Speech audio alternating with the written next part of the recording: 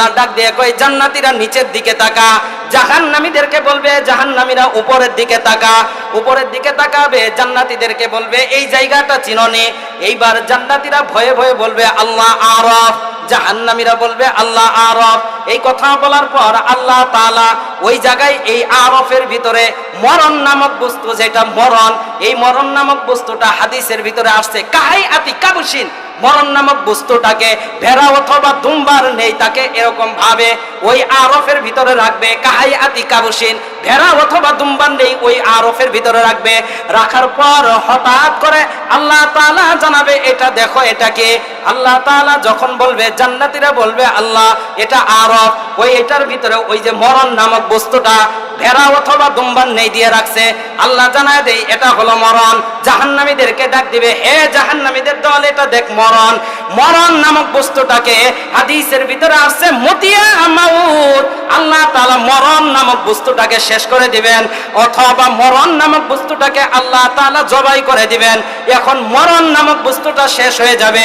শেষ হওয়ার পর আল্লাহ তাআলা জান্নাতীদেরকে ডাক দিবেন ইয়া আহলাল জান্নাহ খুলুদুল্লাহ মাউতা ফিহা, হে জান্নাতীদের দল জান্নাতের ভিতরে চিরস্থায়ী থাকো, এখন আর কোনো মরণ নাই, আমি তোমাদেরকে চিরস্থায়ী জান্নাতের সার্টিফিকেট দিয়ে দিলাম।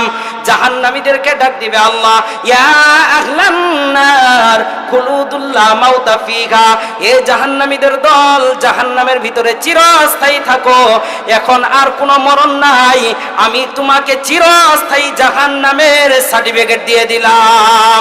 মুহতারাম হাজিরিন, এই কথা বলার পর জাহান্নামীরা বলবে আরে আল্লাহ যদি আমাদেরকে এই কথা বলতো, পুরা দুনিয়া পর্যন্ত যতগুলি বালুকণাময় আছে এগুলা গুনে যেদিন শেষ করা যাইতো, ওই দিনও যদি আল্লাহ বলতো আমাকে জান্নাত দিবে, আমাদেরকে জান্নাত দিবে, তাও তো একটা হইতো। এখন তো সারা জিন্দেগির জন্য জাহান্নামের ভিতরে থাকা লাগবে।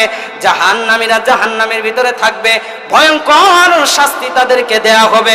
হঠাৎ হাজার হাজার বছর যাওয়ার পর জাহান্নামীরা আল্লাহকে ডাক দিবে। আল্লাহকে ডাক দেওয়ার পর হাদিসের ভিতরে আসছে এই দুনিয়া দুইবার সৃষ্টি করলে যত হাজার বছর হবে অত হাজার বছর পর আল্লাহ তাদের ডাকে সাড়া দিবেন। সাড়া দিয়ে বলবে আল্লাহ এ জাহান্নামীদের দল কি বলো? তারা বলবে আল্লাহ আমাদেরকে পানি দাও। আল্লাহ বলবে সদীদু আহলিন নার, ফেরেশতাদেরকে বলবে জাহান্নামের আগুন দিয়ে পুষগুলা গরম করাইয়া এদেরকে খাবার দাও। জাহান্নামীদেরকে যখন পুষগুলা গরম করাইয়া খাবার দিবে, তাদের এই মুখের ভিতরে নেয়ার পর তাদের পেটের নারী ভুঁড়ি যা আছে সবগুলা পিছনের রাস্তা দিয়ে বের হয়ে যাবে। মুহতারাম হাজিরিন, জাহান্নামীদের কত কষ্ট হবে। আর জান্নাতি যারা হবে জান্নাতের ভিতরে তাদের আনন্দ উল্লাস বেড়তে থাকবে। এরপর জান্নাতীরা জান্নাতের ভিতরে বসবাস করতে থাকবে। আল্লাহ তাআলা হঠাৎ একদিন জান্নাতীদেরকে ডাক দিয়ে বলবেন হে জান্নাতীদের দল, আমি দুনিয়ায় তোমাদেরকে যা যা দিতে চেয়েছি তোমরা সব পাইছো কিনা? জান্নাতীদের ভিতরে দল হবে দুইটা। এক দল বলবে আল্লাহ আপনি যা যা দিতে চাইছেন সব আমরা পাইলাম। আরেক দল বলবে আল্লাহ আমরা সব কিছু পাই নাই। এই দলটা হবে আলেম ওলামাদের দল। আলেমের দলেরা বলবে আল্লাহ আমরা সব পাই নাই। আল্লাহ বলবে এক দল বলে পাইছে, আরেক দল বলে পাও নাই। তোমরা কি পাও নাই? আলেমেরা বলবে আল্লাহ আমরা দুনিয়ায় নবীজির হাদিস শুনলাম, আল্লাহর নবী বলছেন সাহাবাদেরকে হে সাহাবাদের দল, পূর্ণিমার চাঁদ দেখতে তোমাদের কোনো সমস্যা হয় কিনা? সাহাবারা বলেন ইয়া রাসূলুল্লাহ পূর্ণিমার চাঁদ দেখতে আমাদের কোনো সমস্যা হয় না। আল্লাহর নবী বলেন পূর্ণিমার চাঁদ দেখতে যেইভাবে তোমাদের কোনো সমস্যা হয় না, আল্লাহর জান্নাতের ভিতরে আল্লাহকে জান্নাতের ভিতরে স্বচক্ষে দেখবা তাতেও কোনো সমস্যা হবে না। আলেম উলামা বলে আল্লাহ এখনো তো আপনাকে আমরা দেখি নাই। এই কথা যখন বলবে তখন আল্লাহ বলবে জান্নাতীরা জান্নাতে বসবাস করো। হঠাৎ একদিন আল্লাহ এসে সালাম দিবে আসসালামু আলাইকুম ইয়া আহলাল জান্নাহ। জান্নাতীরা সালামের আওয়াজ পাওয়ার পর দেখবে কোথায় থেকে আওয়াজ আসে, কেউ নাই। আল্লাহ তাআলা বলেন আজ জান্নাতীরা তোমাদেরকে অন্য কেউ সালাম দেয় নাই, আমি আল্লাহ স্বয়ং তোমাদেরকে সালাম দিলাম। আমরা সবাই আল্লাহর সালাম পেতে চাই কি চাই না? আরো জোরে বলেন পেতে চাই কি চাই না? যদি আল্লাহর সালাম পেতে চাই তাহলে আমাদের কাজ কয়টা? ঈমান আর নেক আমল, জান্নাতে যা লাগবে, ঠিক কিনা বলেন? যদি জান্নাতে যেতে পারি তাহলে আল্লাহ আপনাকে আমাকে সালাম দিবেন। আল্লাহ সালাম দেওয়ার পর এইবার আল্লাহ তাআলা জান্নাতীদের সামনে এরকম ভাবে সূর্যের তাজাল্লির নেই একটু এরকম নূর প্রকাশ করবে। হঠাৎ জান্নাতীরা সহ্য করতে পারবে না। আল্লাহ বলবে, হে জান্নাতীদের দল, বুঝেছি এই জায়গায় সহ্য করতে পারবা না। একটা মাঠ আছে, এই মাঠটার নাম হলো মাজিদ নামক মাঠ। গেছে বছর আলোচনা যেহেতু সংক্ষিপ্ত ছিল, এটা শেষ করে দিতেছি। ওই মাজিদ নামক মাঠটা আল্লাহ তাআলা জানায় দেয়, এই মাজিদ নামক মাঠে জান্নাতীদেরকে দাওয়াত দিলেন। জান্নাতীরা সকল জান্নাতীরা ওই মাজিদ নামক মাঠে যাবে।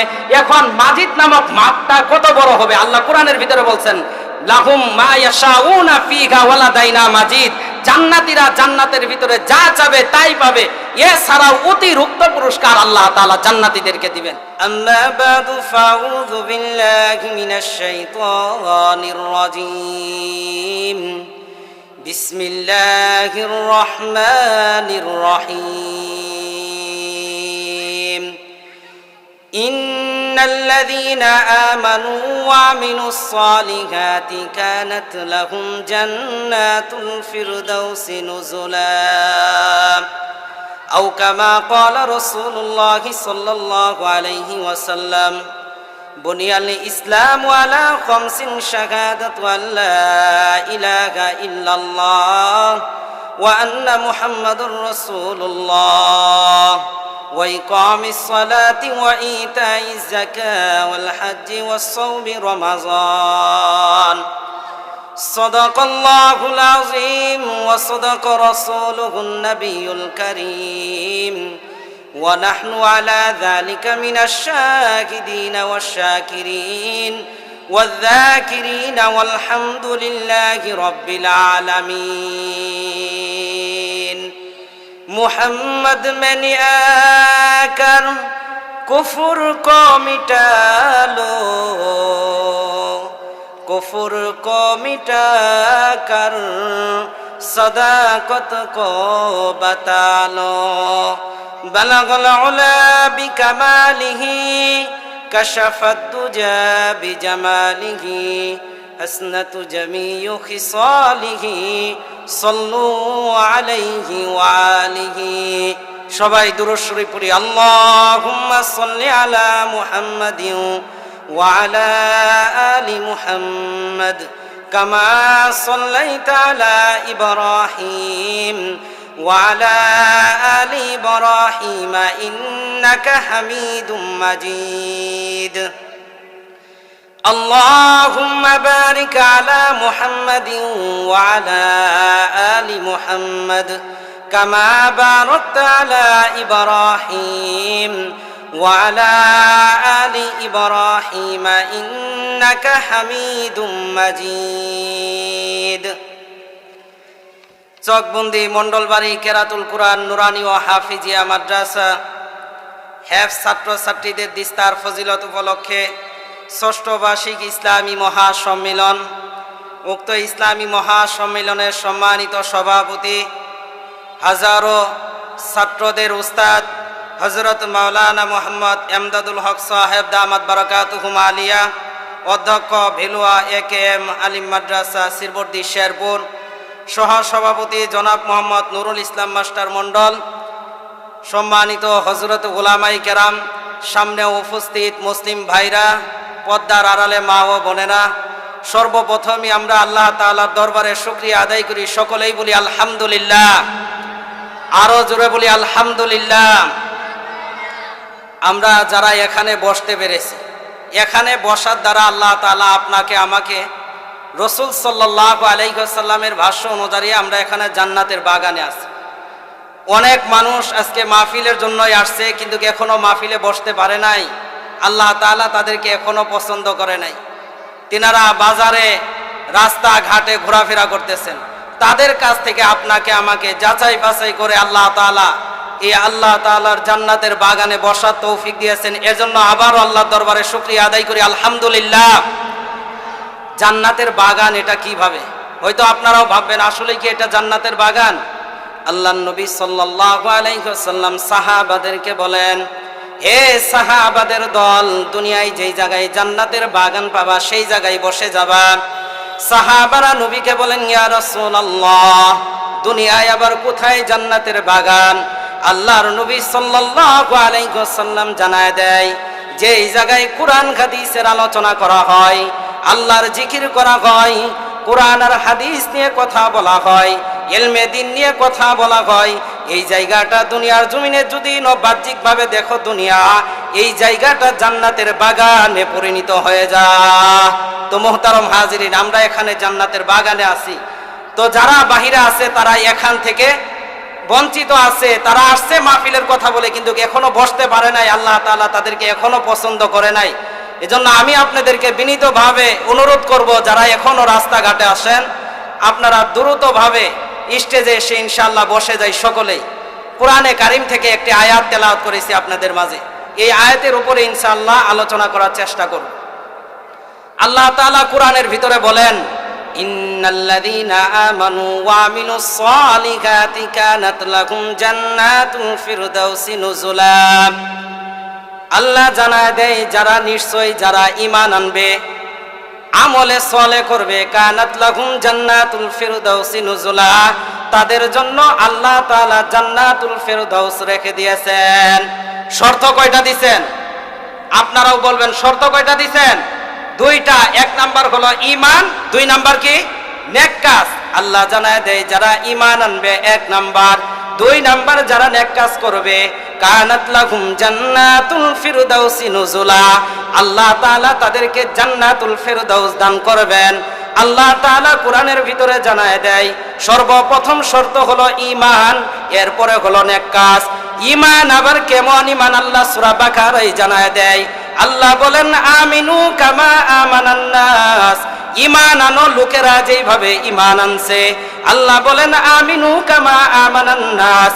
এর ব্যাখ্যায় তাফসীরের ভিতরে লেখেন, ঈমান আনো সাহাবারা যেইভাবে ঈমান আনছে, ঈমান আনো মানুষেরা যেইভাবে ঈমান আনছে। সূরা বুরুজে একদল ঈমানদারের কথা বলছেন, তারাও উদ্দেশ্য হইতে পারে। মুহতারাম হাজিরিন, আপনার আমার ঈমান আনার কথা আল্লাহ তাআলা কোরআনের ভিতরে বলছেন, সাহাবাদের কথাও বলছেন কোরআনের ভিতরে। দেখা যায় তাফসীরের ভিতরে যেইভাবে বলছেন যে এটা সাহাবারা উদ্দেশ্য হতে পারে। নবীর একজন সাহাবা নাম হযরত আব্দুল্লাহ ইবনে হুযাফা রাদিয়াল্লাহু তাআলা। নবীর সাহাবার নাম কি বলেন? আব্দুল্লাহ ইবনে হুযাফা। নাম কি বলেন? আব্দুল্লাহ ইবনে হুযাফা রাদিয়াল্লাহু তাআলা আন। হযরত ওমরের জামানায় তিনি বাসাহু লিহারবির রুম, রোম সম্রাটে হযরত ওমরের নেতৃত্বে একদল লোক পাঠায় দেয় মুসলিমদেরকে পাঠানোর পর রোম দেশের ভিতরে যান। মুসলিমরা যাওয়ার পর রোম দেশের বাদশার নাম হলো কাইসার। বাদশার নাম কি বলেন? বাদশার নাম হলো কাইসার। কাইসার বাদশাহ সমস্ত মুসলিমদেরকে তারা গ্রেফতার করে রাখে। গ্রেফতার করে রাখার পর কাইসার বাদশার কানে আওয়াজ যায়, মুসলিমেরা আল্লাহর উপর, রসুলের উপর, ঈমানের উপর এই পরিমাণ অটল, পাহাড় যেইভাবে অটল থাকে, পাহাড় যেইভাবে স্থির থাকে। এই কথা কাইসার বাদশাহ শোনার পর কাইসার বাদশাহ সৈনিককে ডাক দিয়ে বলে, একজন মুসলিম কয়েদিকে ধরে আনো। এই কথা যখন বলে, এরপরে হযরত আব্দুল্লাহ ইবনে হুযাফা রাদিয়াল্লাহু তাআলা আনহুকে কাইসার বাদশার সামনে নিয়ে যায়।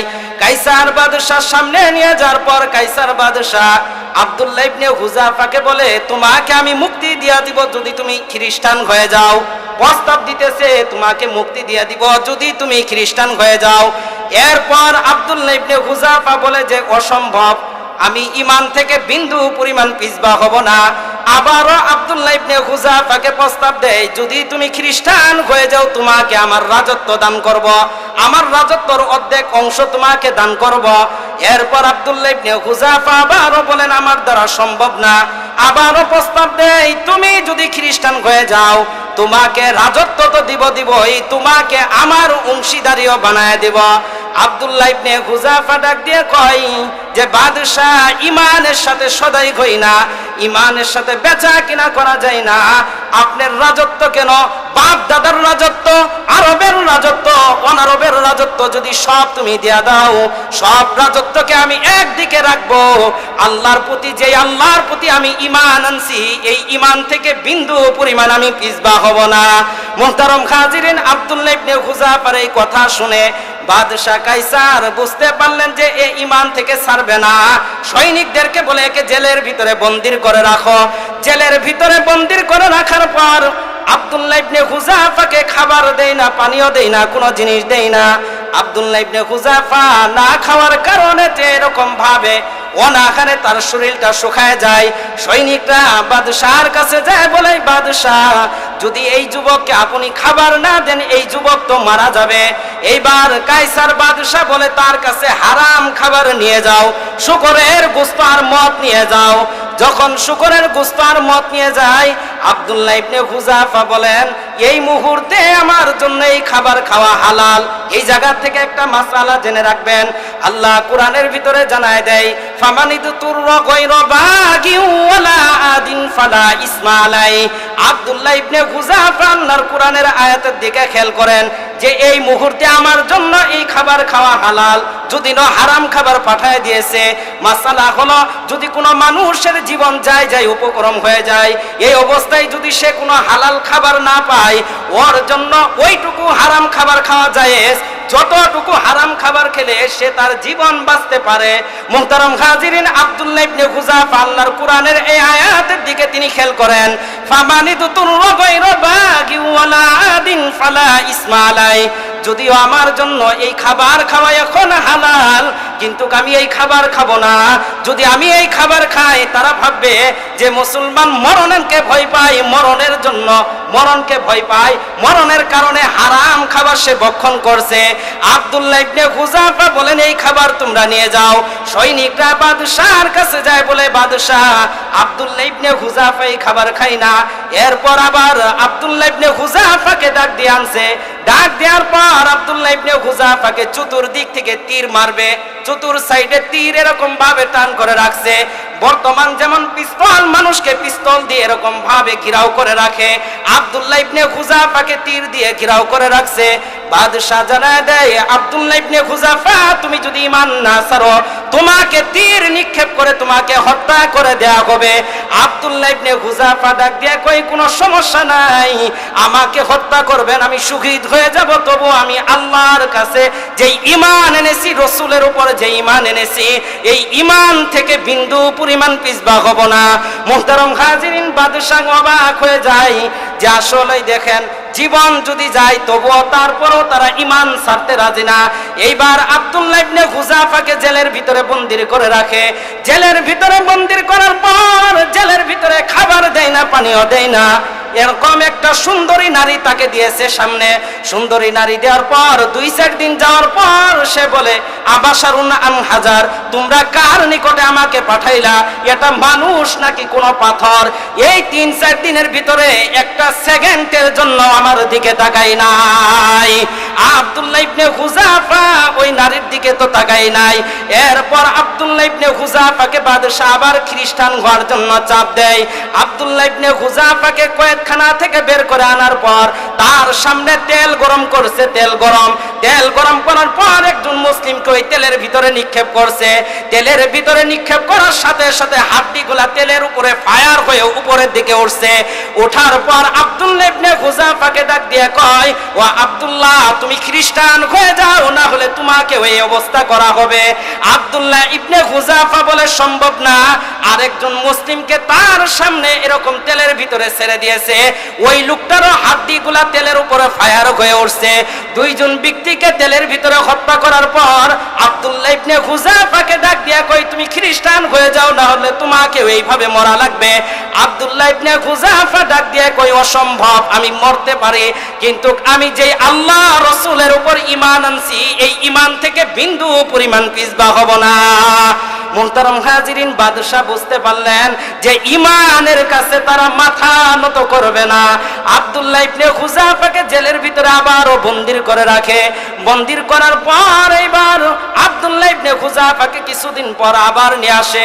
এইবার নিয়ে আসার পর আব্দুল্লাহ ইবনে হুযাফাকে বলে এইবার মরণের জন্য প্রস্তুত নিয়ে নাও, এবার আর তোমাকে রক্ষা করার মতো কেউ নাই।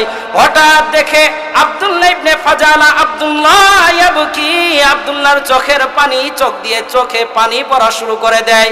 বাদশাহ মনে করেন আব্দুল্লাহকে বলে, আব্দুল্লাহ তুমি এখন কান্না করছো, আমার মনে হয় তুমি এখন খ্রিস্টান হয়ে যাবে। আব্দুল্লাহ ইবনে হুযাফা উত্তর দেয় যে বাদশাহ আপনি কেন এমন ধারণা করলেন? কই এতদিন তো তুমি চোখের পানি ফেলাও নাই, আজকে তো তোমার চোখে দিয়ে পানি দেখা যায়। আব্দুল্লাহ ইবনে হুযাফা উত্তর দেয় যে আমি যে এখন কান্না করতেছি, আমি আল্লাহর কাছে এটা বলতেছি যে আল্লাহ আমার তো একটা জীবন দিয়েছেন, এই একটা জীবন তো এখন শেষ হয়ে যাবে। আমার গায়ে যতগুলি লোম দিয়েছেন, পশম দিয়েছেন, এই পশম সমপরিমাণ যদি আমাকে বারবার আপনি হায়াত দিয়ে থাকেন, আমি বারবার আপনার জন্য, রসূলের জন্য, ইমানের জন্য জীবন দিব, একটুও দ্বিধাবোধ করব না। মুহতারাম হাজিরিন, এই কথা শুনে আব্দুল্লাহ ইবনে কায়সার অবাক হয়ে গেছে। এরকম ভাবে আব্দুল্লাহ ইবনে কায়সারের কথা শুনে বাদশাহ বুঝতে পারলেন এরা ঈমান থেকে পিছবাক হবে না। আব্দুল্লাহ ইবনে হুযাফাকে বাদশাহ ডাক দিয়ে কয় যে আমি তোমাকে মুক্তি দিয়া দিব, তুমি আমার কপালে একটা চুমা দাও। এই কথা বলার পর আব্দুল্লাহ ইবনে হুযাফা বলে আমি কপালে চুমা দিব একটা শর্তে। শর্ত হলো আমার সাথে যত মুসলিমদেরকে আপনি গ্রেফতার করেছেন সমস্ত মুসলিমদেরকে যদি আপনি ছেড়ে দেন আপনার কপালে চুমা দিব। এইবার আব্দুল্লাহ ইবনে হুযাফার এই প্রস্তাব যখন গ্রহণ করলেন, আব্দুল্লাহ ইবনে হুযাফা কায়সার বাদশাহর কপালে চুমা দেয়। চুমা দেওয়ার পর কায়সার বাদশাহ সকল মুসলিমদেরকে ছেড়ে দেয়। ওদিকে হযরত ওমর রাদিয়াল্লাহু তাআলা জুম্মার দিন ভাষণ দেয় যে আব্দুল্লাহ ইবনে হুযাফা আজকে এমন একটা কাজ করেছে যেই কাজের কারণে আমার প্রাণটা এরকম ভাবে জোড়ায় গেছে। মানুষদেরকে বলে যে আব্দুল্লাহ ইবনে হুযাফা কায়সার বাদশার কপালে চুমা দিয়েছে। তোমরা সবাই শুনে রাখো, আব্দুল্লাহ ইবনে হুযাফা যখন এই জায়গায় আসবে সকলেই তোমরা চুমা দিবা তার কপালের ভিতরে। হযরত ওমর বলেন আনা আবদাউ আউয়ালা, আমি সর্বপ্রথম হযরত আব্দুল্লাহ ইবনে হুযাফার কপালে চুমা দিলাম। মুহতারাম হাজিরিন, এই জায়গা থেকে কি বুঝলেন? ঈমান, সাহাবাদের ঈমান কত এরকম ভাবে মজবুত, শক্তিশালী। আল্লাহ এটাই কোরআনের ভিতরে বলেন আমিনু কামা আমানান নাস, ঈমান আনো এই লোকদের মতো ঈমান। আমিনু কামা আমানান নাস, ঈমান আনো সাহাবাদের মতো ঈমান। আল্লাহর নবীর একজন সাহাবা হযরত আম্মার রাদিয়াল্লাহু তাআলা, নাম কি বলেন সবাই? আম্মার রাদিয়াল্লাহু তাআলা। হযরত আম্মার সেও মুসলমান, তার মার নাম হযরত সুমাইয়া, সুমাইয়াও মুসলমান। আম্মার আর সুমাইয়া রাদিয়াল্লাহু তাআলা রাস্তা দিয়ে তারা হাঁটতেছে, হঠাৎ দেখে আবু জেহেল তাদের নজরে পড়ে যায়। তাদের নজরে পড়ে যাওয়ার পর আবু জেহেল এরকম ভাবে দুই পাশে দুইটা খুঁটি দাঁড়া করাইছে। খুঁটি দাঁড়া করানোর পর এক পাশে বাঁধছে হযরত আম্মারকে, আরেক পাশে বাঁধছে হযরত সুমাইয়া রাদিয়াল্লাহু তাআলা আনহাকে। চকবুন্দির মা বোনেরা খুব ভালো করে আলোচনাগুলো শুনবেন, দিলের ভিতরে গাঁথবেন। এতক্ষণ তো বললাম একজন পুরুষ সাহাবার কথা, এখন শুনবেন একজন মহিলার কথা। ঈমানের কাছে তারা কখনো মাথা নত করে নাই, নিজের জীবন পর্যন্ত দিয়ে দিয়েছে। হযরত আম্মারকে এক খুঁটির ভিতরে বেঁধে রাখছে, আরেক খুঁটিতে হযরত সুমাইয়া রাদিয়াল্লাহু তাআলা আনহাকে বেঁধে রাখছে। এইবার আবু জেহেল আম্মারকে ডাক দিয়ে কয় আতাতুরকিনাল ঈমান, ঈমান ছাড়বি কিনা বল, নাকি তোর সামনে তোর মাকে শাস্তি দিব। এই কথা বলার কারণ হলো হযরত আব্দুল্লাহ ইবনে হযরত আম্মার রাদিয়াল্লাহু তাআলা আনহুকে এই কথা বলার কারণ হলো যে মার সামনে যদি সন্তানকে আঘাত করা হয় মা সহ্য করতে পারবে না, আর সন্তানের সামনে যদি কোনো মাকে আঘাত করা হয় কোনো মা সেটা সহ্য করতে পারবে না। কারণ মার কাছে সন্তান যেমন দুর্বল, সন্তানের কাছে ঠিক তেমনি ভাবে মাও দুর্বল। এই কথা যখন বলে আবু জেহেল বলতেছে তুই কি ঈমান ছাড়বি নাকি তোর সামনে তোর মাকে শাস্তি দিব। এই কথা শুনে যখন হযরত সুমাইয়া রাদিয়াল্লাহু তাআলা আনহা বলেন আম্মার, আমার যা হবার হবে, কিন্তু এই বেঈমানদের সামনে তুমি কখনো ঈমান ছাড়বা না। এই কথা যখন আবু জেহেল শুনে, আবু জেহেল শোনার পর এইবার বলে আম্মারকে বলতেছে তুমি ঈমান ছাড়বা নাকি তোমার সামনে তোমার মার কাপড় খুলে অলঙ্গ করব। যখন এই কথাটা বলে আবু জেহেল বলার পর আম্মার রাদিয়াল্লাহু তাআলা মাথাটা নিচের দিকে দিয়েছে, আর নিচের দিকে দিয়ে চিন্তা করতেছে আহারে যদি জমিন ফাঁক হয়ে যাইতো, এমন অবস্থা দেখা রাখে জমিনের নিচে চলে যাইতাম। আবু জেহেল ডাক দিয়ে কই তুই ঈমান ছাড়বি নাকি তোর সামনে তোর মার কাপড় খুলে অলঙ্গ করব। এই অবস্থায় হযরত সুমাইয়া রাদিয়াল্লাহু তাআলা আনহা ডাক দিয়ে কয়, আম্মার, আমি এমন সন্তান পেটে ধরি নাই যেই সন্তান বেঈমানদের সামনে ঈমান ছাড়তে পারে। হঠাৎ এই কথা শোনার পর আবু জেহেল নিজে অথবা কাউকে ইঙ্গিত করে সন্তানের সামনে মার কাপড় খুলে দেয়। মার কাপড় খুলে দেওয়ার পর আম্মার চোখের পানি ছেড়ে দিয়ে জমিনের নিচে তাকায়, আহারে, এমন অবস্থা দেখার আগে যদি আমার মরণ হয়ে যাইতো। এই অবস্থায় আবু জেহেল আবারও ডাক দেয়, আম্মার, তুমি কি ঈমান ছাড়বা নাকি তোমার সামনে তোমার মাকে আরো কঠিন শাস্তি দিব? এই অবস্থায় হযরত সুমাইয়া রাদিয়াল্লাহু তাআলা আনহা বলেন, আম্মার, আমার যা হবার হবে, কিন্তু এই বেঈমানদের সামনে তুমি ঈমান ছাড়তে পারবা না। এই কথা শুনে আম্মা আবু জেহেল এরকম ভাবে নিজে অথবা কাউকে ইঙ্গিত করে বর্ষা নিয়ে হযরত সুমাইয়া রাদিয়াল্লাহু তাআলা আনহার লজ্জা স্থানে বর্ষা মারে এলোপাতারির মতন আঘাত করা শুরু করে দেয়। এলোপাতারির মতন আঘাত করার পর জায়গাটা রক্তে রঞ্জিত হয়ে যায়। হযরত সুমাইয়া রাদিয়াল্লাহু তাআলা আনহা এই অবস্থায় শহীদা হয়ে যাবেন, শাহাদাত বরণ করবেন। এই অবস্থায়ও হযরত সুমাইয়া ডাক দিয়ে কয়, আম্মার, আমার যা হবার হবে, এই খ্রিস্টান, এই ইহুদির সামনে, এই আবু জেহেল বেঈমানদের সামনে তুমি কখনো ঈমান ছাড়তে পারবা না। এই কথা বলে এদিকে হযরত সুমাইয়া রাদিয়াল্লাহু তাআলা আনহা শহীদা হয়ে যান, শাহাদাত বরণ করেন। আল্লাহ এটাই কোরআনের ভিতরে বলেন, আমিনু কামা আমানান নাস, ঈমান আনো এই লোকদের মতন ঈমান। যদি শক্তিশালী ঈমান হয়, আপনার আমার যদি পাওয়ারফুল ঈমান হয়, এটার জন্য বিভিন্ন এরকম ভাবে পরীক্ষা দেয়া লাগতে পারে। সাহাবারা ঈমানের কাছে তারা সবকিছু, তাদের জান সম্পদ সবকিছু দিতে রাজি ছিলেন, তবুও ঈমান থেকে তারা বিন্দু পরিমাণ পিছপা হয় নাই। মুহতারাম হাজিরিন, যারা ঈমান আনবে, শুরুতেই বলছি একটা আয়াত, ইন্নাল্লাযীনা আমানু ওয়া আমিলুস সালিহাত কানাত লাহুম জান্নাতুল ফিরদাউসি নুজুলা। নিশ্চয়ই যারা ঈমান আনবে, আমলে সালেহ করবে, আল্লাহ তাআলা তাদেরকে কি দিবেন? জান্নাতুল ফিরদাউস দিবেন। কিয়ামতের ময়দানে আল্লাহ তাআলা একদল ঈমানদারদেরকে জান্নাত দিবেন, আর একদল ঈমানদার তারা বিভিন্ন মেয়াদে জাহান্নামের ভিতরে থাকবে। আর একদল বেঈমান কাফের মুশরিক যারা, তারা সবগুলা থাকবে জাহান্নামের ভিতরে। আল্লাহ হঠাৎ ফেরেশতাদেরকে ডাক দিয়ে বলবে, আল্লাহ ফেরেশতাদেরকে বলবে, হে ফেরেশতাদের দল, এই জাহান্নামের ভিতরে যাও। জাহান্নামের ভিতরে যায় দেখো আমার কোন কোন বান্দা ঈমানদার আছে। যেই বান্দাগুলা ঈমানদার আছে এদেরকে ধইরা জান্নাতের ভিতরে প্রবেশ করায় দাও। ফেরেশতারা এসে আল্লাহ তাআলার কাছে বলবে, আল্লাহ, জাহান্নামের ভিতরে এখন তো কোনো ঈমানদার নাই, যারা আছে এরা তো সব কয়লার মতন কালি, কান্নাহুমুল হুমাম। হুমাম শব্দের অর্থ হলো কয়লা। ফেরেশতারা বলে, আল্লাহ, জাহান্নামের ভিতরে কোনো ঈমানদার নাই, যারা আছে সবগুলা কয়লার মতন কালি। এই কয়লার মতন কালি আলা লোকদেরকে যদি জান্নাতে দেওয়া যায়, জান্নাতের পরিবেশটা নষ্ট হয়ে যাবে। আল্লাহ বলে, কি জন্য জান্নাতের পরিবেশ নষ্ট হবে? আল্লাহকে, আল্লাহ তো জানে, সব জানে না? আল্লাহ সব জানে, এরপরও আল্লাহ জিজ্ঞাসা করবে। ফেরেশতারা বলবে, আল্লাহ, কান্নাকুমুল হুমাম, এরা তো সবগুলা কয়লার মতন কালি হয়ে আছে। আল্লাহ ডাক দিয়ে বলবে, কে ফেরেশতারা, জাহান্নামের ভিতরে যাও। সেই জায়গায় যাওয়ার পর আমার যে ঈমানদার বান্দাগুলো আছে এদেরকে ধইরা জান্নাতের দরজার সামনে একটা নদী আছে, জান্নাতের দরজার সামনে একটা গাছ আছে, এই গাছটার নিচে একটা নদী আছে। নদীটার নাম হলো নাহরুল হায়াত, জীবন সাগর। এর অর্থ হলো কি? জীবন সাগর।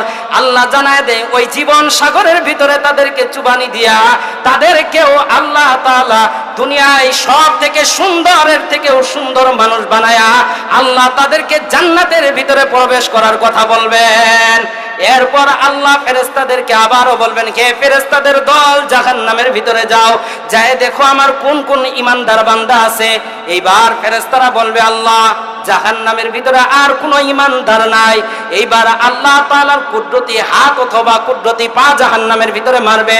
আমরা সবাই কোদাল চিনিনি, কোদাল দিয়ে যেইভাবে মাটি কেচাই, আল্লাহ তাআলা জাহান্নামের ভিতরে আল্লাহর কুদরতি হাত অথবা কুদরতি পা মেরে কোদাল দিয়ে যেইভাবে মাটি কাচান, আল্লাহ ওই জাহান্নামের থেকে ছিটা ফোটা জাহান্নামীরা হয়ে থাকবে।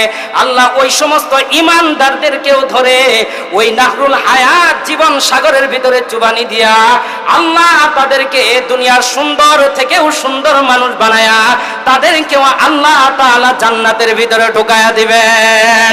সুবহানাল্লাহ। মুহতারাম হাজিরিন, এরপর নবীজিও বলেন যে এখনো কিছু ঈমানদার আছে যেই সমস্ত ঈমানদারের বিষয় কোন নবী জানে না, কোন ফেরেশতারা জানে না, কোন উলিয়া আউলিয়ারা জানে না, জানেন একমাত্র আল্লাহ। আল্লাহ তাআলা জাহান্নামের ভিতরে আবার এরকম ভাবে অথবা আল্লাহর কুদরতি পা দিবেন, দেওয়ার পর হাজার হাজার জাহান্নামীদেরকে ধরে ওই জীবন সাগরের ভিতরে চুবানি দিয়া আল্লাহ তাদেরকেও জান্নাতের ভিতরে দিয়ে দিবেন। এখন জাহান্নামের ভিতরে আর কোন ঈমানদার নাই, একজন ঈমানদার বাকি। কয়জন ঈমানদার বলেন? একজন ঈমানদার, সর্বশেষ একজন ঈমানদার বাকি, আর কোন ঈমানদার নাই। জাহান্নামের ভিতরে সব বেঈমান। আল্লাহ হঠাৎ করে ডাক দিয়ে বলবে, হে জাহান্নামী। ওই জাহান্নামীটাকে বলবে, হে জাহান্নামী, তোর কি কোনো কিছু মন চাই? এইবার ওই জাহান্নামী হাজার হাজার বছর জাহান্নামের ভিতরে জ্বলার পর আল্লাহকে ডাক দিয়ে বলবে, আল্লাহ জাহান্নামের বাহিরটা আমার একটু দেখতে মনে চাই। কি বলবে? জাহান্নামের বাহিরটা আমার একটু দেখতে মনে চাই। আল্লাহ তাআলা বলবে, জাহান্নামের বাহির দেখবি, আর কিছু চাইবি না? আল্লাহকে বলে, না না আল্লাহ, আর কিছু চাইবো না, আমি জাহান্নামের বাহিরটা একটু দেখব। এই জায়গায় দুইটা কিতাবের বর্ণনা, একটা হলো মুসলিম শরীফের হাদিস, আরেকটা হলো মুসনাদে আহমদ। এই ব্যক্তিকে আল্লাহ তাআলা জাহান্নামে বাহিরে আসার অনুমতি দিবেন। এক বর্ণনায় প্রথম এসে দেখবে যে বিশাল বড় একটা মাঠ দেখা যায়, এই মাঠের পরে একটা বাড়ি দেখা যায়, এটা হলো এক বর্ণনা। আরেক বর্ণনায় আসছে যে শুরুতে এসে যাবে একটা গাছের নিকটে, এই গাছের ভিতরে আল্লাহ তাআলা নিয়ামত ভোগ করতে থাকবে। নিয়ামত ভোগ করার পর আল্লাহকে ডাক দিয়ে বলবে, ওই গাছ থেকে আরেকটা গাছ সামনে দেখা যায়। আল্লাহকে বলবে, আল্লাহ ওই যে সামনে আরেকটা গাছ দেখা যায়, ওই গাছটা আমি নিকট যাবো, আর তোমার কাছে কিছুই চাবো না। এইবার আল্লাহ বলবে, বান্দা ওই গাছের নিকটে যাবি? কই হ। আর কিছু চাবি না? কই হ। আর কিছু চাবো না। এইবার ওই বান্দাকে আল্লাহ ওই গাছের নিকটে নিবেন, নেওয়ার পর এই গাছের থেকে ওই গাছে যে আরো নিয়ামত বেশি বেশি ভোগ করবে। ভোগ করার পর ওই গাছ থেকে সামনে দেখবে আরেকটা গাছ দেখা যায়। এখন আপনারাই বলেন, ওর কি মন চায়? বলেন কি মন চায়? ওর ওই গাছটার কাছে যেতে মনে চায়। এইবার ওই ব্যক্তি বলবে, আল্লাহ ওই গাছটার নিকটে যাবো, আর কিছু চাবো না। আল্লাহ বলে, ঠিক তো, হ্যাঁ কই ওয়াদা তো ঠিক। এইবার আল্লাহ তাআলা বলবে, যাও ওই গাছের নিকটে যাও। ওই গাছের নিকটে যাওয়ার পর আল্লাহ তাআলা নিয়ামত আরো বেশি ভোগ করবে। ভোগ করার পর ওই গাছের কাছে জান্নাতের নাজ নিয়ামতের আওয়াজও তার কানে বাজবে। এইবার ওই ব্যক্তি বলবে, আল্লাহ জান্নাতের ভিতরে একটু যেতে চাই। এইবার আল্লাহ বলবে, বান্দা তুই না বললে আর কিছু চাবি না? এইবার আল্লাহ তাআলা বলে, বান্দা তুই না বললে আর কিছু চাবি না? এইবার ওই বান্দাকে ওই জান্নাতে ঢুকাইতে দিবেন, আল্লাহ তাআলা জান্নাতের ভিতরে দিবেন। নবীজি বলতেছেন, এই যে শেষ ঈমানদার এই বান্দাকে এইভাবে যে নিতেছে, এটা আল্লাহ তাআলা দয়ার মাধ্যমে তাকে নিয়ে যাইতেছেন। ওই ব্যক্তি জান্নাতের ভিতরে একটা দূর দিয়ে যাবে আর জান্নাতের ভিতরে দৌড়াদৌড়ি করবে। আল্লাহ তাআলা ওই ব্যক্তিকে বলবে, হে তুই তো জান্নাতের ভিতরে আসছস, এখন বের হয়ে যা।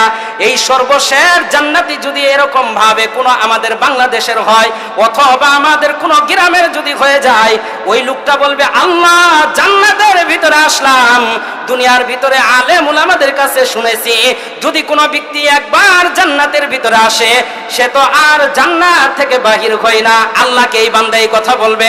আল্লাহ বলবে, যুক্তি তো ভালোই দিলে। এই কথা বলার পর আল্লাহ বলবে যে যা জান্নাতের ভিতরে থাক। এইবার নবীজি বলেন, এই যে ওকে যে এইভাবে নিয়ে গেল, সব কিছু আল্লাহর দয়ার মাধ্যমে নিয়ে গেছেন। এইবার এই বান্দা জান্নাতের ভিতরে থাকবে, ঘোরাফেরা করবে। এখন জান্নাতে ঘোরাফেরা করার পর জান্নাতের ভিতরে বালাখানা আছে, মানুষের দরজায় লক করবে। মানুষ বলবে এই জায়গায় কোনো জায়গা নাই। যখন এই কথা বলবে তখন এই বান্দা আল্লাহ তাআলার কাছে জানাবে, আল্লাহ জান্নাত তো দিলেন, থাকনের তো ঘর নাই। এই কথা যখন বান্দা বলবে, বান্দা বলার পর এইবার আল্লাহ তাআলা বলবেন, তোমাকে তো জান্নাত দিলাম, এখন জান্নাতের ভিতরে তোমার খাবার দরকার, কি কি খাবার চাও তুমি বলো। জান্নাতের ভিতরে ওই জাহান্নামী ব্যক্তি বলবে, যদি আমাদের কোনো বাংলাদেশের মানুষ হয়ে যা তাহলে সে বলবে ঝালমুড়ি অথবা বিরিয়ানি অথবা বার্গার। কারণ ঝালমুড়ি বিরিয়ানি এগুলাই তো আমরা পছন্দ করি। ও চাবে এটা, কিন্তু আল্লাহ তাআলার কাছে এমন খাবার চাইলো আল্লাহ তাআলার কাছে না পছন্দ হবে। আল্লাহ বলে তোরে কি জান্নাতে এগুলা খাবার জন্য আনছি? আল্লাহ তাআলা বলবেন তোমাকে কি জান্নাতে এগুলা খাবারের জন্য আনছি? এইবার আল্লাহ তাআলার কাছে এই বান্দা বলবে আল্লাহ আমি তো এই খাবার ছাড়া আর কোনো জিনিসের নাম জানি না। এইবার আল্লাহ বলবে বান্দা আমি বলি তুই লিস্ট কর জান্নাতের ভিতরে তোর খাবারের দরকার। আল্লাহ বলেন জান্নাতের ভিতরে যত ফল ফলান্তি আছে সব কিছু তো খাবারের জন্য দিয়ে দিলাম। জান্নাতের ভিতরে তোর পানীয় দরকার, আল্লাহ জানায় দেই শরাবান তুহুর তোকে দান করলাম। জান্নাতের ভিতরে তোর খাট পালঙ্গের দরকার, আল্লাহ জানায় দেই মুকাল্লালান বিযযাহাবি ওয়াল ফিদ্দা, স্বর্ণ এবং রূপার খাট পালং তোকে দিলাম। খাবার দাবার দেওয়ার পর, শরবত দেওয়ার পর, খাট পালং দেওয়ার পর এইবার আল্লাহ জানায় দেই এই খাটে তো একা থাইকা মজা নাই। বান্দা বলবে আল্লাহ এখন আবার কি? আল্লাহ কই তোর বউ দরকার, এখন তোর বউ দেয়া হবে। আল্লাহ জানায় দেয় জান্নাতের ভিতরে তোকে হুর গিলমান দান করলাম। নবীজি বলেন কেমন হুর গিলমান দান করবে? আল্লাহ নবীজি বলেন দুনিয়ায় যদি হুর গিলমানদের একটু নিঃশ্বাস ফেলতো পুরা দুনিয়াটা সুরভিত হয়ে যেত ঘেরানে। মুহতারম হাজিরিন, আল্লাহ জানায় দেয় খাবার দেওয়ার পর, শরাবত দেওয়ার পর, খাট পালং দেওয়ার পর, বউ দেওয়ার পর এখন আপনারা কি মনে করেন যৌতুক নাকি? কোন যৌতুক? খাবার দিছে, সবকিছু খাট পালং দিছে, যৌতুক? যৌতুক নয়, বরং আল্লাহ তাআলা বলবেন বান্দা সামান্য ঈমান, শেষ তোমার ঈমান ছিল জাররা পরিমাণ ঈমান। এই যে জাররা পরিমাণ ঈমান, ঈমান ঈমান, এই ঈমানের কারণে আল্লাহ জানায় দেয় সামান্য ঈমানের কারণে আমি আল্লাহ তোমাকে এই জান্নাতের ভিতরে, এই দুনিয়ার 10 দুনিয়া, আর এক হাদিসের ভিতরে আছে এই দুনিয়ার 11টা দুনিয়ার সমপরিমাণ আল্লাহ তাকে জান্নাত দান করবেন। সুবহানাল্লাহ, আরো জোরে বলেন সুবহানাল্লাহ। আমরা সবাই এই জান্নাতে যেতে চাই কি চাই না? আরো জোরে বলেন যেতে চাই কি চাই না? যদি যেতে চাই তাহলে আমাদের কাজ কয়টা মনে আছে? 2 কাজ। 1 নাম্বার ঈমান, 2 নাম্বার নেক কাজ। 1 নাম্বার ঈমান, 2 নাম্বার নেক কাজ। এখন আল্লাহ তাআলা এই ব্যক্তিকে জান্নাতে দিবেন। এখন জান্নাতের ভিতরে আর কোনো ঈমানদার নাই। আলোচনা বুঝতেছেন? জান্নাতে আর কোনো ঈমানদার নাই, সব ঈমানদাররা জান্নাতে, জাহান্নামে আর কোনো ঈমানদার নাই, সব ঈমানদাররা জান্নাতের ভিতরে, জাহান্নামের ভিতরে সব বেঈমান কাফের মুশরিকেরা। আল্লাহ তাআলা এরকম ভাবে হঠাৎ একদিন ডাক দিবেন জান্নাত আর জাহান্নাম মাঝখানে। জাহান্নামীরা তো কষ্ট ভোগ করতে থাকবে, জাহান্নামের ভিতরে কেমন আযাব হবে। যারা জাহান্নামের ভিতরে যাবে তাদের এক একটা দাঁত হবে, রাসূলের হাদিস থেকে বোঝা যায় এক একটা দাঁত হবে মিসকু জাবালিন উহুদ, উহুদ পাহাড় সমপরিমাণ তাদের দাঁত হবে। যে এক একটা দাঁত হবে উহুদ পাহাড় সমপরিমাণ, তাদের বডিটা কেমন হবে? তাদেরকে শুধু জাহান্নামের ভিতরে শাস্তি দিতে থাকবে। জান্নাত আর জাহান্নাম মাঝখানে একটা জায়গা, নাম হলো আরফ। জায়গাটার নাম কি? আরফ। আরো জোরে বলেন জায়গাটার নাম কি? আরফের ভিতরে কারা থাকবে? আরফের ভিতরে থাকবে যাদের নেকির পাল্লা, ওদেরকে আল্লাহ আরফের ভিতরে রাখবেন। আল্লাহ তাআলা ফেরেশতাদেরকে ডাক দিয়ে বলবেন হে ফেরেশতাদের দল, আরববাসীরা কি চাই শুনো। এরকম ভাবে আল্লাহ তাআলা যখন এই কথা বলবে ফেরেশতারা বলবে আল্লাহ আরববাসীরা জান্নাতে যায় নাই, তারাও জান্নাতের ভিতরে যেতে চায়। আল্লাহ জানায় দেয় আরববাসীদেরকে তুমি জানায় দাও জান্নাতীদেরকে সালাম দিতে বলো, আর আল্লাহ এই সালাম দেওয়ার মাধ্যমে তাদেরকেও সবাইকে আল্লাহ জান্নাতের ভিতরে দিয়ে দিবেন। এখন আরফটাও খালি। আরফটাও কি? খালি। উপরে জান্নাত, নিচে জাহান্নাম, মাঝখানে কি? আরফ। এই আরফের ভিতরে আর কেউ নাই। এখন জান্নাতের ভিতরে সব ঈমানদারেরা, আরফ খালি। জাহান্নামের ভিতরে সব বেঈমান কাফের মুশরিকেরা। আল্লাহ তাআলা হঠাৎ জান্নাতীদেরকে ডাক দিবেন, ইয়া আহলাল জান্নাহ, হে জান্নাতীদের দল নিচের দিকে তাকা। জাহান্নামীদেরকে বলবে ইয়া আহলান নার, হে জাহান্নামীদের দল তোরা উপরের দিকে তাকা। এখন এর আগে একটা কথা বলি, জান্নাতীদের মনে একটা, জান্নাতীদের একটা ভয়। তাদের কথা হলো যে আল্লাহ কখন না কখন জানি আমাদেরকে ঘাড় ধাক্কা ধরে জান্নাত থেকে বের করে দেয়। আর জাহান্নামীদের মনে একটা আশা, আল্লাহ কোনো না কোনো দিন আমাদেরকেও জান্নাত দিবেন। এটা হলো জাহান্নামীদের আশা। আর জান্নাতীদের একটা ভয়, আল্লাহ কখন জানি আমাদেরকে জান্নাত থেকে বের করে দেয়। আল্লাহ ডাক দিয়ে কয় জান্নাতীরা নিচের দিকে তাকা। জাহান্নামীদেরকে বলবে জাহান্নামীরা উপরের দিকে তাকা। উপরের দিকে তাকাবে, জান্নাতীদেরকে বলবে এই জায়গাটা চিননি। এইবার জান্নাতীরা ভয়ে ভয়ে বলবে আল্লাহ আরফ, জাহান্নামীরা বলবে আল্লাহ আরফ। এই কথা বলার পর আল্লাহ তাআলা ওই জায়গায় এই আরফের ভিতরে মরণ নামক বস্তু, যেটা মরণ, এই মরণ নামক বস্তুটা হাদিসের ভিতরে আসছে কাহাই আতি কাবুসিন, মরণ নামক বস্তুটাকে ভেড়া অথবা দুম্বার নেই তাকে এরকম ভাবে ওই আরফের ভিতরে রাখবে। কাহাই আতি কাবুসিন, ভেড়া অথবা দুম্বার নেই ওই আরফের ভিতরে রাখবে। রাখার পর হঠাৎ করে আল্লাহ তাআলা জানাবে এটা দেখো এটাকে। আল্লাহ তাআলা যখন বলবে, জান্নাতীরা বলবে আল্লাহ এটা আরফ, ওই এটার ভিতরে ওই যে মরণ নামক বস্তুটা ভেড়া অথবা দুম্বার নেই দিয়ে রাখছে। আল্লাহ জানায় দেয় এটা হলো মরণ। জাহান্নামীদেরকে ডাক দিবে, হে জাহান্নামীদের দল এটা দেখ মরণ। মরণ নামক বস্তুটাকে হাদিসের ভিতরে আসছে মতিয়া মাউত। আল্লাহ তাআলা মরণ নামক বস্তুটাকে শেষ করে দিবেন, অথবা মরণ নামক বস্তুটাকে আল্লাহ তাআলা জবাই করে দিবেন। এখন মরণ নামক বস্তুটা শেষ হয়ে যাবে।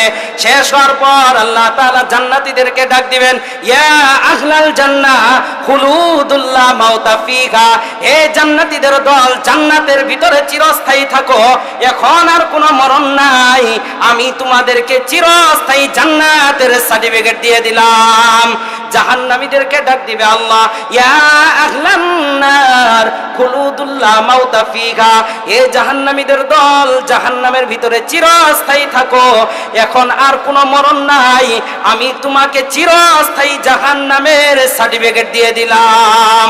মুহতারাম হাজিরিন, এই কথা বলার পর জাহান্নামীরা বলবে, আরে আল্লাহ যদি আমাদেরকে এই কথা বলতো, পুরা দুনিয়া পর্যন্ত যতগুলি বালুকণাময় আছে এগুলা গুনে যেদিন শেষ করা যাইতো, ওই দিনও যদি আল্লাহ বলতো আমাকে জান্নাত দিবে, আমাদেরকে জান্নাত দিবে, তাও তো একটা হইতো।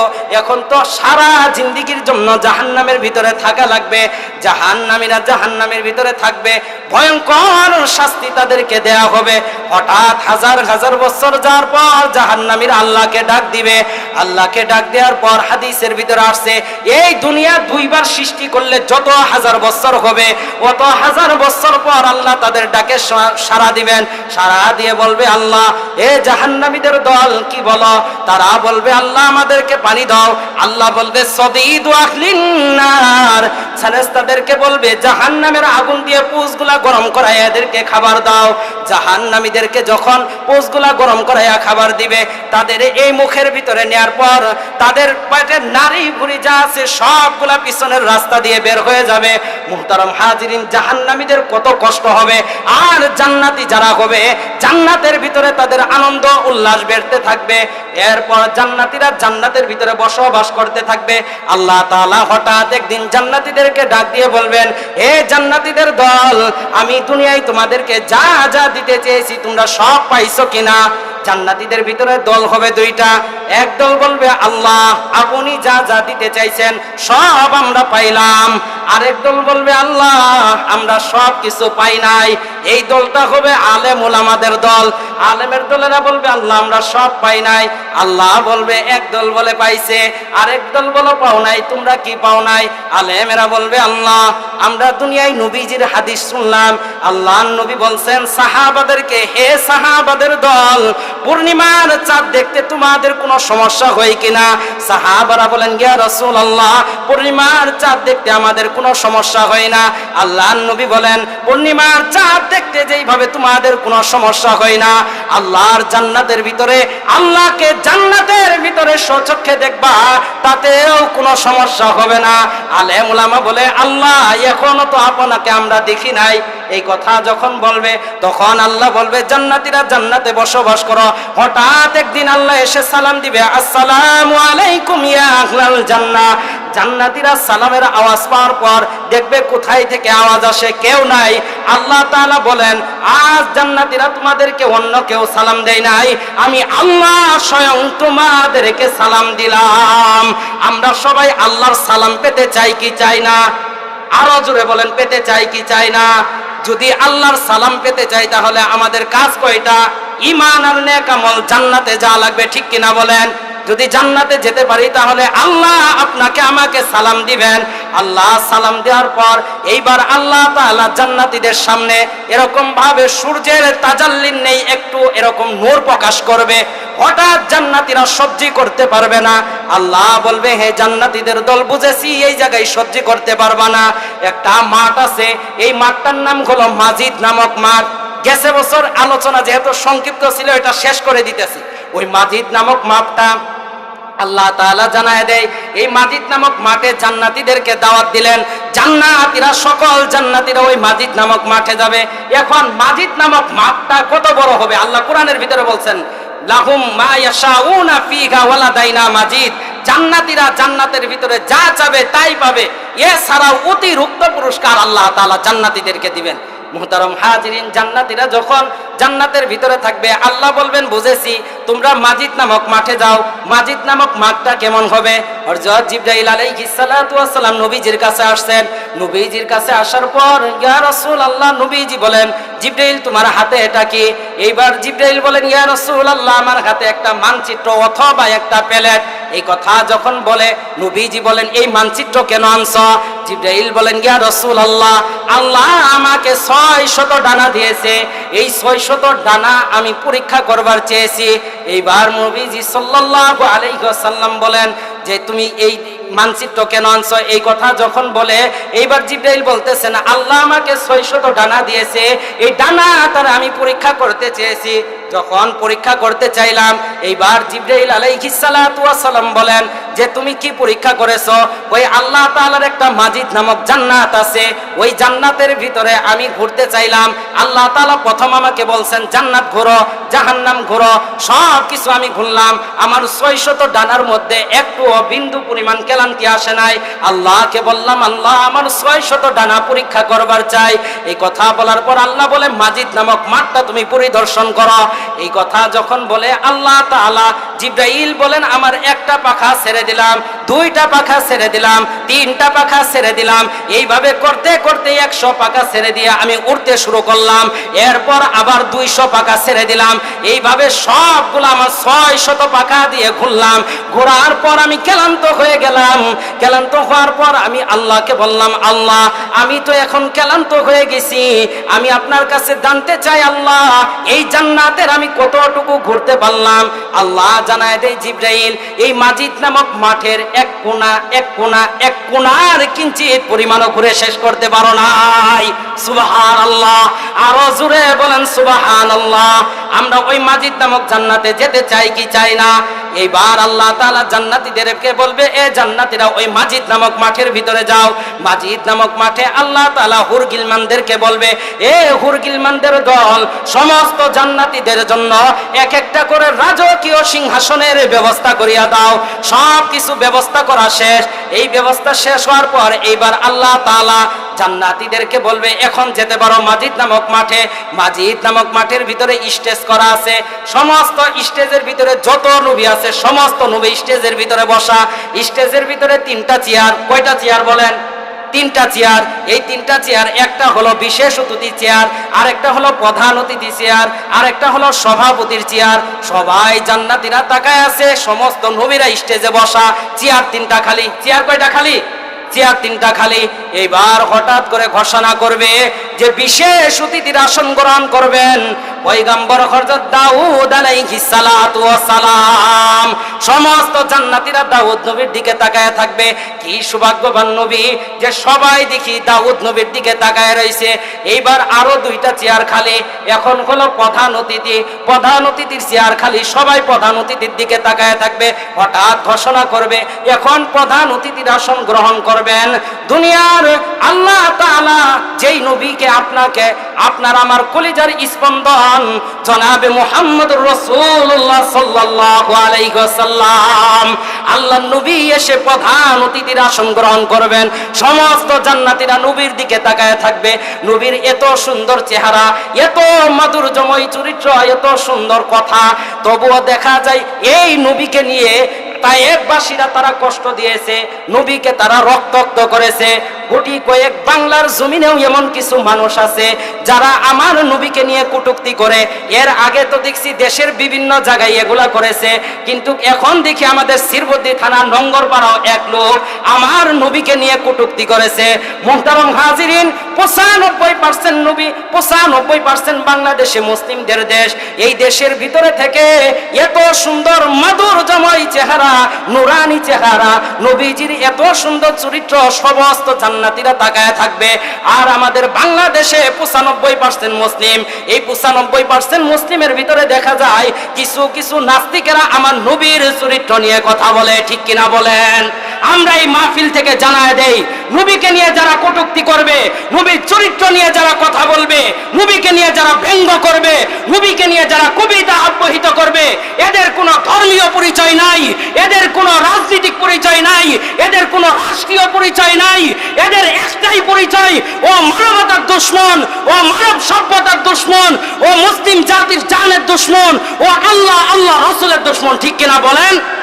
এখন শুধু নবীকে নিয়ে কটূক্তি করে না, মানিকগঞ্জে এক বাউল নামে ফাউল, আপনারা যারা জানেন, নেড়ে যারা যোগ দিয়েছেন, নেড়ে যারা দেখেছেন, এই বাউল নামে ফাউল আবুল সরকার এই এমন নাফরমান, পৃথিবীর ভিতরে যত ইহুদি আছে, যত খ্রিস্টান আছে, যত বৌদ্ধ আছে, যত বেঈমান আছে, কোন নাস্তিক যারা আছে, এই পরিমাণ আল্লাহকে নিয়ে কটূক্তি করে নাই এই মানিকগঞ্জের বাউল নামে ফাউল আল্লাহকে নিয়ে যেই পরিমাণ কটূক্তি করেছে, ঠিক কিনা বলেন? আমাদের দাবি হলো আমরা এর ন্যায্য বিচার চাই, রাষ্ট্রীয়ভাবে ন্যায্য বিচার চাই এই আবুল সরকারের বিরুদ্ধে। আবুল সরকারকে যাতে এরকম কঠিন শাস্তি থেকে কঠিন শাস্তির ব্যবস্থা করে। এ কি বলছে? আল্লাহর নাকি আল্লাহর কথা নিয়ে ব্যঙ্গ করেছে। এরপরে সূরা নাস আপনারা সবাই জানেন, আল্লাহ ওই জায়গায় বলছেন কুল আউযু বিরাব্বিন নাস মালিকিন নাস ইলাহিন নাস মিন শাররিল ওয়াসওয়াসিল খান্নাস। এই আবুল সরকার কই কি আল্লাহ এই জায়গায় বারবার বলছে নাচো নাচো নাচো, মানুষের বলে নাচতে বলছে। এটা আপনারাই বলেন, এই সূরার তাফসীর কি এটা হবে? এর অর্থ কি এটা হবে? এই আবুল নামে বাউল সরকার আল্লাহর কোরআন নিয়ে কটূক্তি করেছে। আমরা পরিষ্কার ভাষায় জানায় দেই, এর সর্বোচ্চ যাতে শাস্তির ব্যবস্থা এই বাংলার জমিনে হয়, ঠিক কিনা বলেন? মোহতারাম হাজিরিন, প্রধান অতিথির চেয়ারে বসা, নবীজির দিকে সবাই তাকায় থাকবেন। এরপর সভাপতির আসনটা খালি, সভাপতির নাম ঘোষণা করা হবে। সভাপতির আসনে অন্য কেউ নয়, আপনার আমার আল্লাহ, আপনার আমার সকলের সৃষ্টিকর্তা মহান আল্লাহ তাআলা এসে বসে যায়। আল্লাহ তাআলার দিকে সমস্ত জান্নাতীরা তাকায় থাকবে। তাকানোর পর আল্লাহ তাআলা জান্নাতীদেরকে বলবে, হে জান্নাতীদের দল, তোমাদের কি আরো কোনো চাওয়া আসেনি? এইবার জান্নাতীরা বলবে, আল্লাহ আরো কি কোনো কিছু দেওয়ার আছে? এইবার যখন এই কথা বলবে জান্নাতীদের আল্লাহ জানায় দিবেন, এখনো তো শুরুই হয় নাই। দুনিয়ার জমিনে তোমরাও মাহফিলে যাও, এই জায়গায় কোরআন তেলাওয়াত হয়, হামনাত হয়, আমার এইখানেও হামদ নাত পাঠ করা হবে। আল্লাহ তাআলা মিকাইলকে ডাক দিবেন, মিকাইল তুমি হামদে বারে তাআলা পাঠ করতে থাকো। মিকাইল হামদে পাঠ করবে। আল্লাহ জান্নাতীর হুরগিলমানদেরকে বলবে, জান্নাতীরা রাজকীয় আসনে বসা, দেখতে খারাপ দেখা যায়, তাদের হাতের ভিতরে গিলাস দিয়ে দাও, শরাবান তুহুরো ঢেলে দাও, তারা শরাবান তুহুরো পান করবে। আর মিকাইলের তালে তালে তারা মিকাইলের হামদ শুনতে থাকবে। এরপর মুহতারাম হাজিরিন, মিকাইলের হামদ শোনা শেষ হবে। এরপর দাউদ আলাইহিস সালাতু ওয়াস সালাম, আল্লাহ তাআলা বলবেন, জান্নাতীরা আরো কোনো নিয়ামত চাও কিনা? জান্নাতীরা বলবে, আল্লাহ আরো আসেনি। এইবার বলবে, এ বান্দা এখনো তো শুরুই হয় নাই, দুনিয়ার জমিনে তোমরা কোরআন তেলাওয়াত শুনতা, কোরআন তেলাওয়াত শোনার পর এই জান্নাতের ভিতরে এখন তোমরা কোরআন তেলাওয়াত শুনবা। দাউদ পয়গম্বরকে বলবে, পয়গম্বর আপনাকে এত সুন্দর একটা কণ্ঠ দান করলাম, আপনি জাবুর কিতাব যখন পাঠ করতেন, জাবুর কিতাব শোনার জন্য সাগরের মাছগুলা কিনারে এসে যাইতো, আকাশ দিয়ে যেই পাখিগুলা চলছে এই পাখিগুলা থেমে যাইতো। এখন আপনি জান্নাতীদেরকে আপনার সুররিত কণ্ঠে কোরআন তেলাওয়াত করে শোনান। দাউদ আলাইহিস সালাতু ওয়াস সালাম জান্নাতীদেরকে শোনাবেন, তাবারাকাল্লাযী বিয়াদিহিল মুলকু ওয়া হুয়া আলা কুল্লি শাইইন কাদির। এই নিয়ামত জান্নাতীরা 40 বছর পর্যন্ত উপভোগ করবে। এরপর আল্লাহ তাআলা জান্নাতীদের বলবে, আরো কোন নিয়ামত চাও কিনা? আল্লাহ বলবে, আরো কি আছে? জান্নাতীরা বলবে, আল্লাহ আরো কি আছে? এইবার বলবে, আল্লাহ পয়গম্বর আপনাকে এই কোরআন দান করলাম, যেই কোরআনের জন্য আপনি তায়েফের ভিতরে কষ্ট করেছেন, রক্তাক্ত করেছে তায়েফবাসীরা, আপনি এখন জান্নাতীদেরকে কোরআন তেলাওয়াত করে শোনায় দেন। আল্লাহর নবী সাল্লাল্লাহু আলাইহি ওয়াসাল্লাম জান্নাতীদেরকে সূরা ইয়াসিন শোনায় দিবেন। হাজার হাজার হাজার বছর পর্যন্ত উপভোগ করবে। এরপর আল্লাহ বলবে আরো কি কোনো নিয়ামত আসেনি? এইবার জান্নাতীরা বলবে আল্লাহ আরো আসেনি। এইবার আল্লাহ ডাক দিয়ে কয় ইন্না আরাদনাল আমানাতা আলাস সামাওয়াতি ওয়াল আরদি ওয়াল জিবাল ফাআবাইনা আন ইয়াহমিলনাহা ওয়া আশফাকনা মিনহা ওয়া হামালাহাল ইনসান। আমি এই কোরআন আসমানকে দিতে চাইলাম, জমিনকে দিতে চাইলাম, আসমান গ্রহণ করে নাই, জমিন গ্রহণ করে নাই। পাহাড়কে দিতে চাইলাম, পাহাড় গ্রহণ করে নাই। তোমরা মানুষ তোমরা গ্রহণ করছো। তোমরা তোমাদের তেলাওয়াত শুনেই তোমরা মুগ্ধ হয়ে যাইতা। বাংলাদেশে একাধিক হাফেজরা আছে যাদের কোরআন তেলাওয়াত শুনলে শুধু শুনতেই মনে চা। কাবার ইমাম আব্দুর রহমান সুদাইসির তেলাওয়াত শুনলে শুধু শুনতেই মনে চা। আল্লাহ বলেন দুনিয়ার তেলাওয়াত শুনেই তোমরা মুগ্ধ হয়ে যাইতা। জান্নাতের ভিতরে এখন আমি তোমাদেরকে কোরআন তেলাওয়াত করে শোনাবো। আল্লাহ তাআলা জান্নাতে কোরআন তেলাওয়াত করে শোনাবেন। আর রহমান আল্লামাল কোরআন।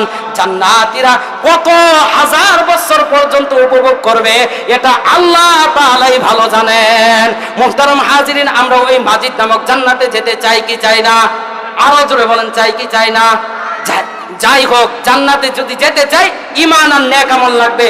দূর থেকে অনেক মেহমানেরা আসছেন, আমি তো আপনাদের মাদ্রাসারই হুজুর, আপনাদের কাছে বিনীতভাবে আবেদন করব মাদ্রাসার দিক দিয়ে আপনারা ছাত্রী দিয়ে সহযোগিতা করবেন। আশেপাশে গ্রামবাসীদের কাছে আবেদন করব মাদ্রাসার প্রতি সকলেই খেয়াল রাখবেন যাতে মাদ্রাসাটা ভালোভাবে সঠিকভাবে যাতে পরিচালনা করা যায়। এই বলে আমি আমার আলোচনা শেষ করছি। ওয়া আখিরু দাওয়ানা আলহামদুলিল্লাহি রাব্বিল আলামিন। আসসালামু আলাইকুম ওয়া রাহমাতুল্লাহি ওয়া বারাকাতুহু।